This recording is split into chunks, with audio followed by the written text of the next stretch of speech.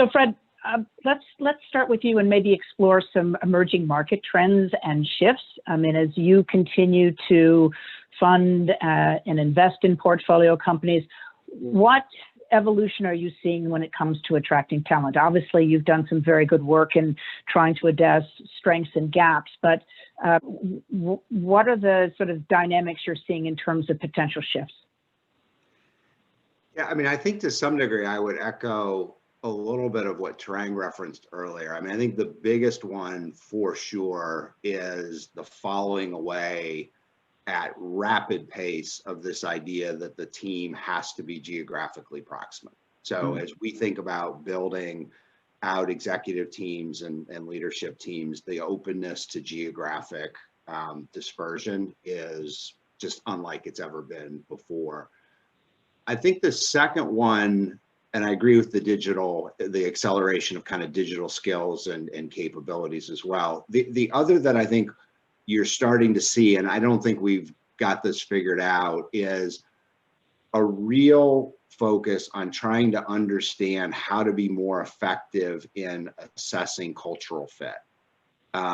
Because this, the idea that you're not going to be physically proximate and you're making pretty critical decisions through a technology platform that hasn't been the way you've conducted this work over time, I think that part continues to be vexing. And so I think trying to make sure that we're thoughtful about the way we structure these conversations, the utilization of assessments and other tools, they're just trying to be creative around how to solve the cultural fit question, I think continues to be one that, while people are open to the geographic disbursement piece, are still working through how to make sure they can assess chemistry and fit better than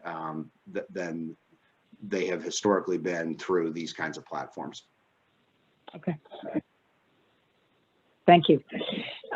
Heidi, talk a little bit about how the private equity and venture capital firms, certainly Threshold as well, have used this period of complete disruption as an opportunity to take an even more visible leadership role position in retooling, I won't say transforming, but certainly retooling their businesses in the face of innovation, and how you can continue to thrive, not just in the world of technology, but in the face of complete change?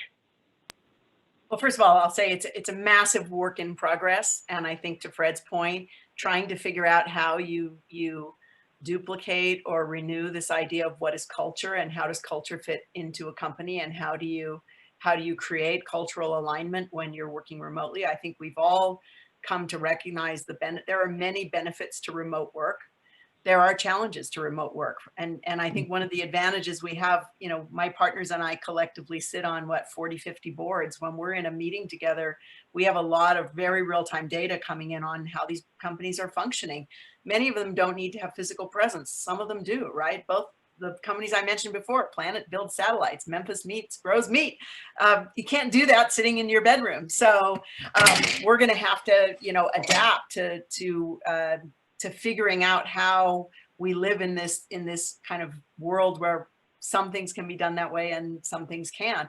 I do think we're also very sensitive to the impact that some of this new way of working is going to have, particularly, for example, I'll use women with not only young children at home, but even school-age children at home. There is a huge amount of time, and it is falling, I'm sorry to say it, it is largely falling on the mothers, and more so than the fathers, at least empirically in what we've seen.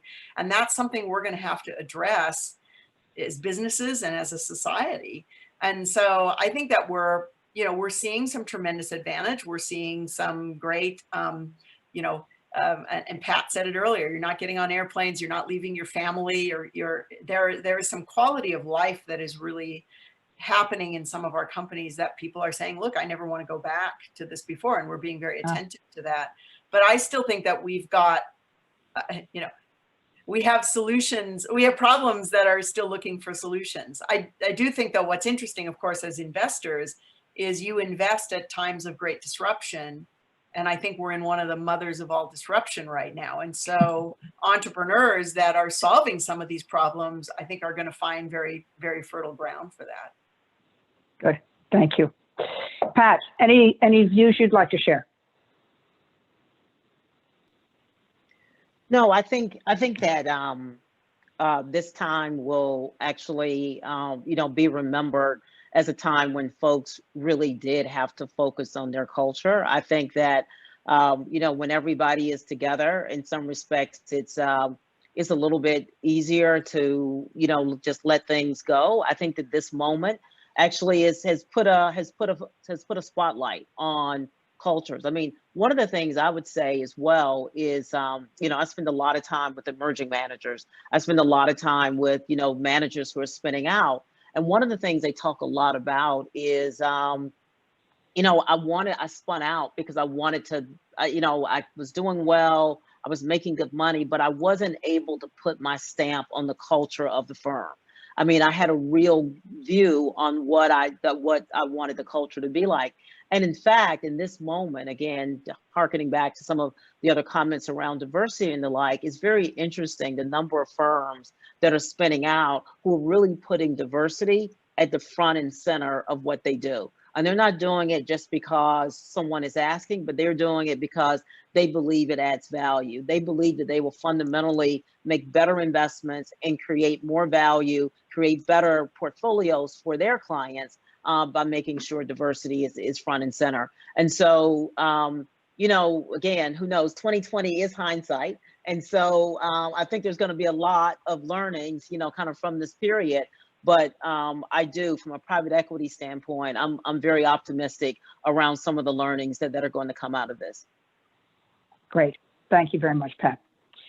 So Tarang, as a CEO, and you think about the year we've all globally experienced, what have been the sort of the evolutionary, transformational aspects that you have experienced, and how have they adapted and found their way into your leadership style?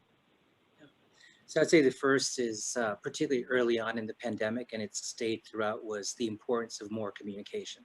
So I always felt I had a good rhythm with my board, with kind of how we manage the company, but really stepping it up to a level unlike anything I've done before as a leader. So I mean, things like getting our leadership team together every 2 weeks and really getting into the business, sharing not only the numbers, where we're going.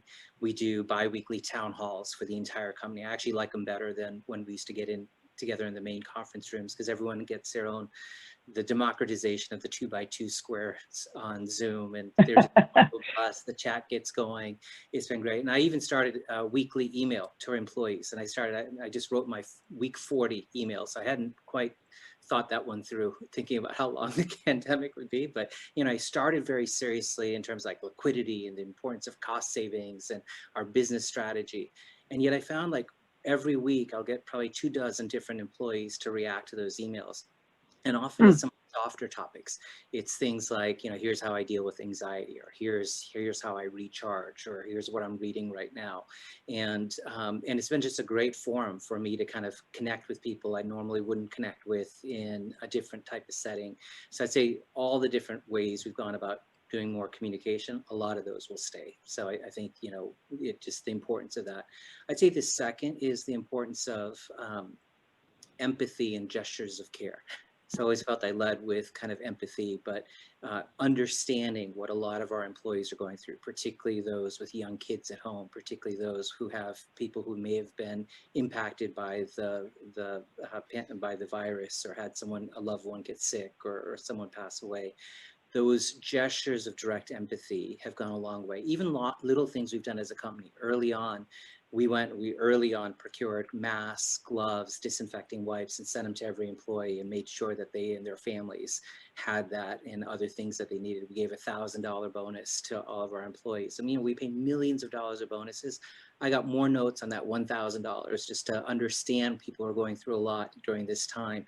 And so those gestures of care, and really kind of making sure that that stays with me as we go forward.